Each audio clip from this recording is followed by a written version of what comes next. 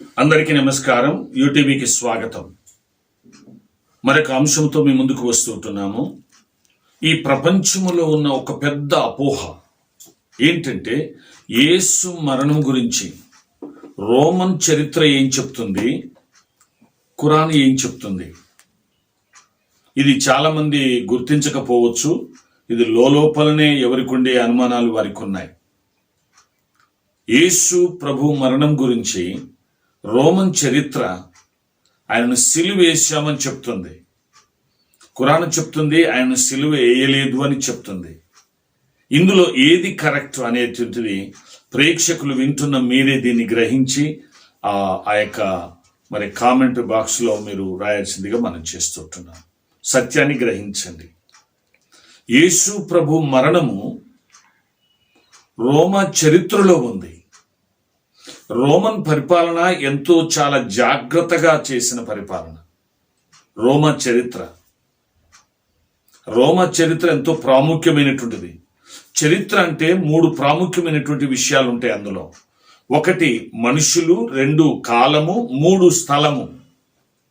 Place, time, place, persons వీళ్ళుంటారు.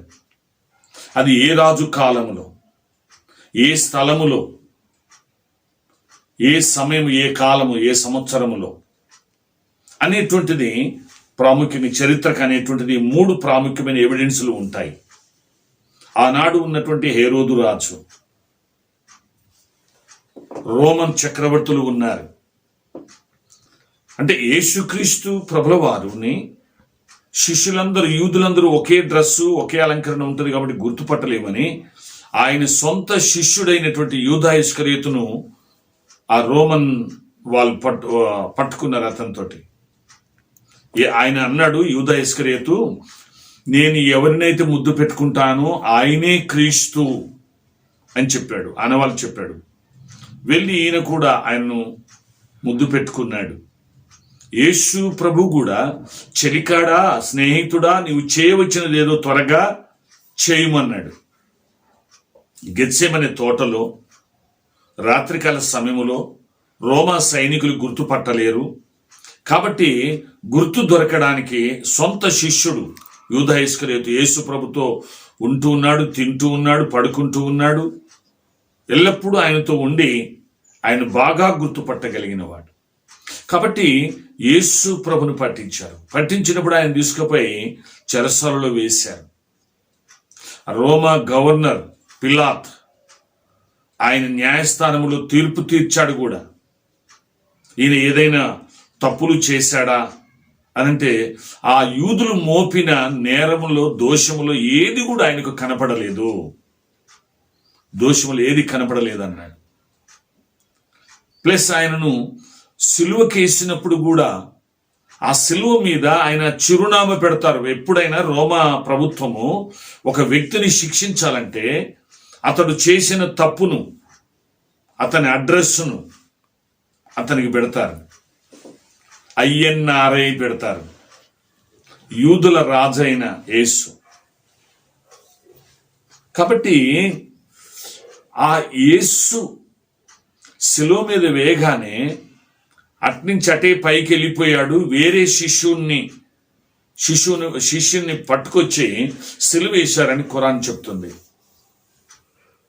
కాబట్టి చరిత్ర ఏం చెప్తుందంటే ఏ యేసును పట్టుకోవాలనో ఆ యేసు యొక్క శిష్యుడే వచ్చి ఆయనను అప్పగించాడు. ఈయనే యేసు అని.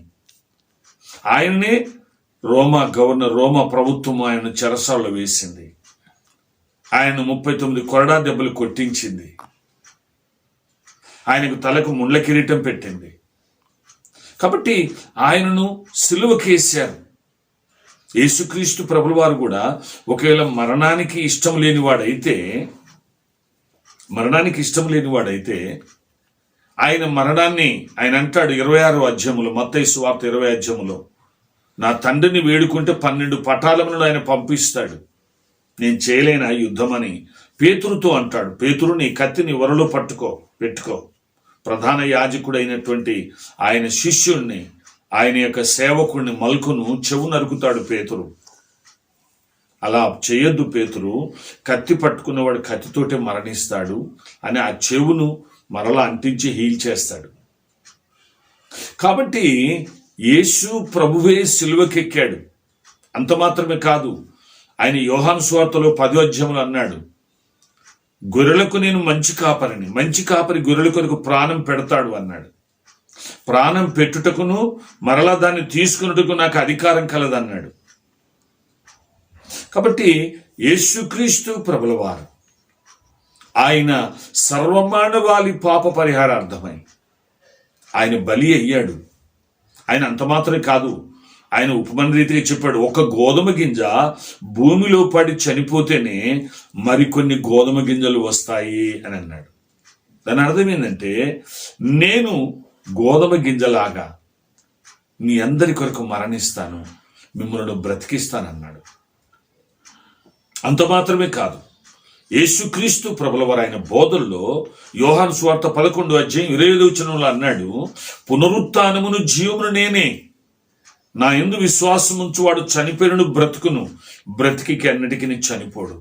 పునరుత్థానం అంటే తిరిగి లేస్తాను నేను, జీవిస్తాను, జీవింపజేస్తాను నేను, జీవమును నేనే, నా యందు విశ్వాసం ఉంచువాడు చనిపోయినను బ్రతుకును అన్నాడు. కాబట్టి యేసుక్రీస్తు ప్రభుల వారు ఈ లోకానికి చనిపోవడానికి వచ్చాడు. కాబట్టి యేసుక్రీస్తు ప్రభుల వారు స్వయంగా చెప్పాడు, నేను ప్రాణం పెడతాను అని చెప్పినన్ని కూడా ఆయన లూకాసు వార్త 12వ అధ్యాయంలో ఒక మాట అంటాడు, భూమి మీద అగ్నివే వచ్చి తిని అంటాడు. అది ఎప్పుడూ అది రగులుకొని కాలిపోవాలని చూశాడట. కానీ నేను పొందవలసిన బాప్తిస్వం ఒకటి ఉన్నది అని అంటాడు, అంటే మరణము.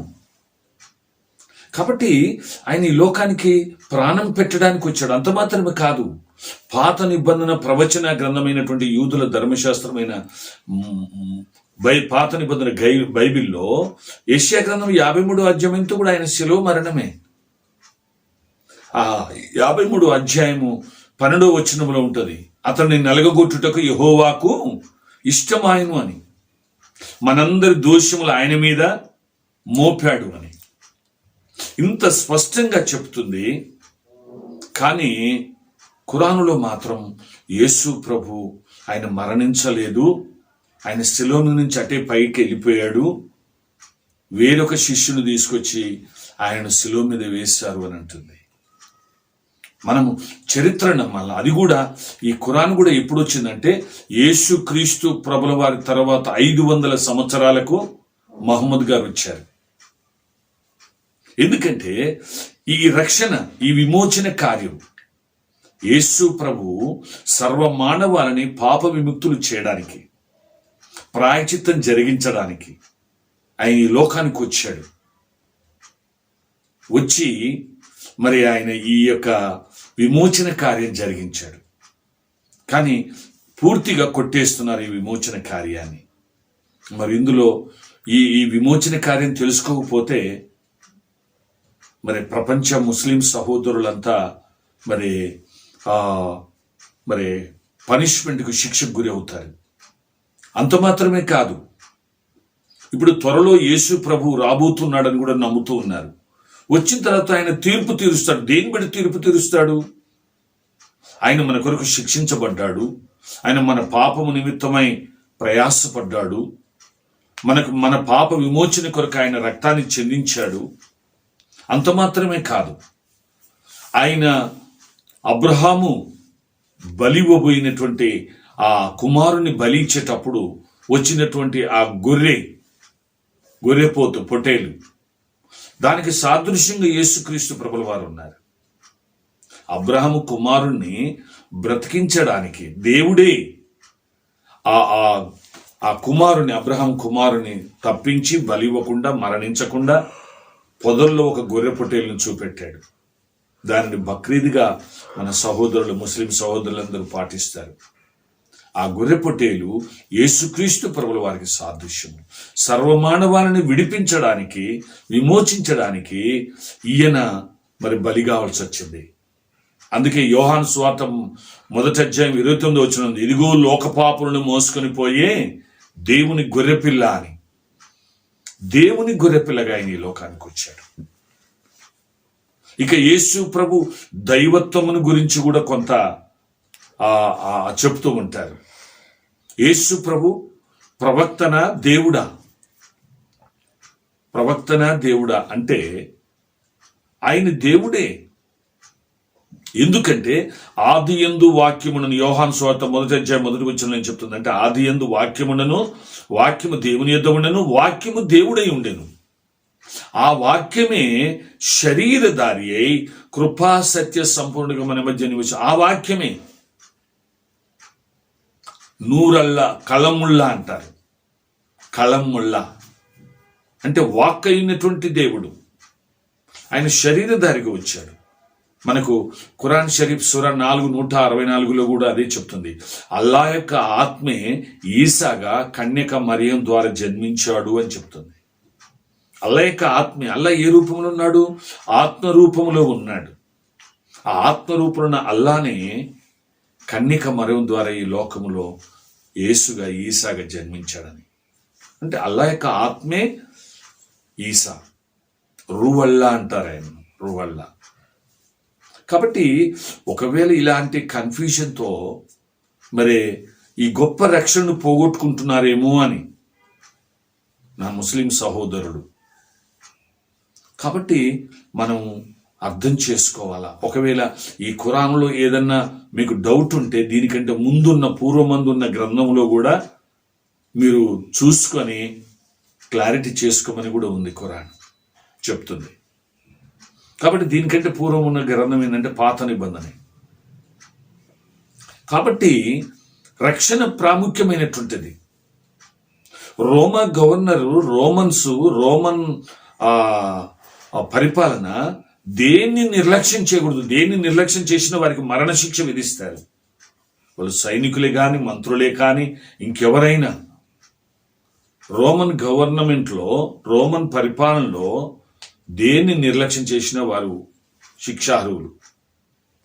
యేసు ప్రభునే గనక నిర్లక్ష్యం చేసి ఆయన వదిలిపెట్టి వేరేగాడిని పట్టుకొచ్చి ఈయనే యేసు అంటే అది కూడా చాలా పెద్ద పనిష్మెంటే సైనికులకు. కనుక అక్కడ రోమా గవర్నర్ ఆ న్యాయస్థానములో ఈయనలో ఏదైనా దోషం కనపడ్డదా అని విచారించడానికి ప్రజలందరూ అక్కడ ఉన్నారు. పోనీ అన్నాడు, మీ యొక్క పస్కా పండుగ సందర్భంగా ఒక ఖైదీని విడుదల చేస్తాం కదా, ఈ యేసును విడుదల చేస్తున్నాము అని అంటే, లేదు యేసును సిలువేయండి, బరబ్బాను విడుదల చేయండి అని కోరుకున్నారు ఆ ఇశ్రాయేలు యూదా ప్రజలు. కాబట్టి అంత స్ట్రిక్ట్గా ఆయనను మరి ఎంతో బందోబస్తుతోటి ఆయనను సిలువకేసి చేశారు. ఆ సిలువ కూడా అది సర్వమానవాళి పాప పరిహారార్థమై జరిగించబడిందని మరి ఏషియా గ్రంథములోను ఈ వివిధ గ్రంథాలలో మనం చూస్తాం ప్రవచనాలు. కాబట్టి ప్రవచనాల ప్రకారమే యేసుక్రీస్తు ప్రభుల వారు ఆ సిలువ, ఆ త్యాగములు, సిలువ యాగములు, యజ్ఞములు చేసినటువంటి ప్రతిదీ కూడా ఆయన లేఖనములు ఎత్తి చెప్పుతూ లేఖనముల ప్రకారమే ఆయన అది జరిగినట్లుగా చూస్తాము. కనుక ఎందుకంటే ఇటువంటి కొన్ని అపోహల వల్ల, అపార్థం చేసుకోవడం వల్ల గొప్ప ఉన్నతమైనటువంటి దేవుని రక్షణ పోగొట్టుకుంటాం. అందుకే మనిషి మరణం వస్తుంది, చనిపోయి తిరిగి లేవాలంటే పునరుత్థానమును జీవమును నేనే, నా యందు విశ్వాసం ఉంచువాడు చనిపోయినను బ్రతుకును. కాబట్టి యేసుక్రీస్తు ప్రభుల వారు మన కొరకు ప్రాణం పెట్టాడు. ఈ లోక మానవుల పాపాలను మోసుకుపోవడానికి వచ్చిన దేవుని గొర్రెపిల్ల. కనుక నిజంగా మరి మనము రోమా చరిత్ర ప్రకారము ఈ రోమా చరిత్రలో రాయబడింది, జరిగించబడింది అయితే యేసుక్రీస్తు ప్రభుల వారి యొక్క సిలువ ఖచ్చితంగా సిలువ యాగం జరిగింది. ఆయన మరణించాడు, 3వ దినమున తిరిగి లేచాడు. ఆయనను సిలువకి వేయాలని, శిక్షించాలని ఆనాడు యూదా మతస్థులు అయ్యా మాకు ఆయన చెప్పింది గుర్తుంది, ఏంటంటే చనిపోయిన తర్వాత 3వ దినమున తిరిగి లేస్తానని చెప్పాడు, మాకు గుర్తుంది, ఒకవేళ చనిపోకుండా లేవకుండా ఆయన శిష్యులు ఎత్తుకపోయి లేచాడని మా ప్రజల్లో ఒక అలజడి సృష్టిస్తారు, కాబట్టి ఆయనను భద్రపరచండి అంటే వెంటనే ఆ సైనికులను పంపించి ఆ సమాధికో ముద్ర వేయించారు. రోమా ప్రభుత్వపు ముద్ర వేయించారు. వేసినప్పటికీ రోమా సైనికులు అక్కడ కాపల ఉన్నప్పటికీ లేచాడు. యేసు ప్రభు లేచాడు. అక్కడ కావలున్న శిష్యులు కూడా వెళ్ళి, సైనికులు కూడా వెళ్ళి రోమా ప్రభుత్వానికి తెలియపరిచారు. ఇన్ని ఆధారాలు, ఈ చరిత్ర, అక్కడి వ్యక్తులు, సైనికులు, వీళ్ళందరూ ఉండగా మరి ఖురాను యేసు ప్రభు సిలువ వేయబడలేదని అంటుంది. ఆ సిలువ శిక్ష, ఆ మరణ శిక్ష కూడా అది సర్వమానవారికి విమోచన కార్యమని మరి పాత నిబంధనలో కూడా మరి ప్రవక్తలు ప్రవచించారు. ప్రవచనానుసారంగానే జరిగింది. అంత మాత్రం కాదు, ఆది కాండములో 3వ అధ్యాయం 15వ వచనములో సాతానుతోటి యెహోవా దేవుడు చెప్పింది ఏంటంటే, నీ సంతానానికి స్త్రీ సంతానానికి వైరం కలగజేస్తానన్నాడు. ఈ సాతానుడు తీసుకొచ్చి పెట్టిన ఈ మరణము నుండి విడిపించడానికి ఒక స్త్రీ సంతానముగా వస్తాడు. వచ్చి సాతానుతో పోరాటం చేసి దాన్ని ఓడిస్తాడు, దాని తలను చితకబొడుస్తాడని బైబిల్లో చెప్పబడిన అనేక ఆధారాలు, అనేక విషయాలు ఉన్నాయి. కాబట్టి ఇంత చక్కగా చెబుతూ ఉంటే ఈ విమోచన కార్యములో మనం విడిపించబడాలి, విమోచింపబడాలి. చనిపోయిన తర్వాత మరలా తిరిగి లేవాలంటే చనిపోయి తిరిగి లేచిన యేసునందు విశ్వాసము ఉంచాలి అని బైబిల్ కానీ, రోమా చరిత్ర కానీ, క్రీస్తు ప్రభుల వారి జననము, మరణము, పునరుత్థానము, వీటి గురించి ఎంతో స్పష్టంగా రోమా చరిత్రలో మనం చూడగలము. చరిత్ర అంటే తెలుసు కదా, వ్యక్తులు, కాలము, స్థలము, ఈ 3 ఉంటేనే అది చరిత్ర ఆధారాలు. కాబట్టి మరి మనమందరం రక్షింపబడాలి అంటే ఆ యేసు క్రీస్తు ప్రభుల వారు మన పాపముల నిమిత్తం చనిపోయి ఆయన మరణించి తిరిగి లేచాడు, మనల్ని తిరిగి లేపడానికి. కనుక ఆ ఆది కాండములో మరి అప్పుడు వచ్చినటువంటి ఆ మరణము నుండి విడిపించడానికి కడపటి ఆదాముగా ఆయన ఈ లోకానికి వచ్చి మన పాపము నిమిత్తమై ఆయన బలి అయి మరణించి రక్తాన్ని చెందించి మన కొరకు ఈ రక్షణను, పునరుత్థాన శక్తిని మనకు కలగజేశాడు. కాబట్టి మరి మీకు అర్థమైంది అనుకుంటాను. మరి రోమా చరిత్ర చెప్పింది కరెక్టా లేక ఖురానులో చెప్పింది మరి అది కరెక్టా ఏదనేది వీక్షకులు మీరే చూసి మరి దాన్ని కామెంట్ బాక్స్లో రాయండి.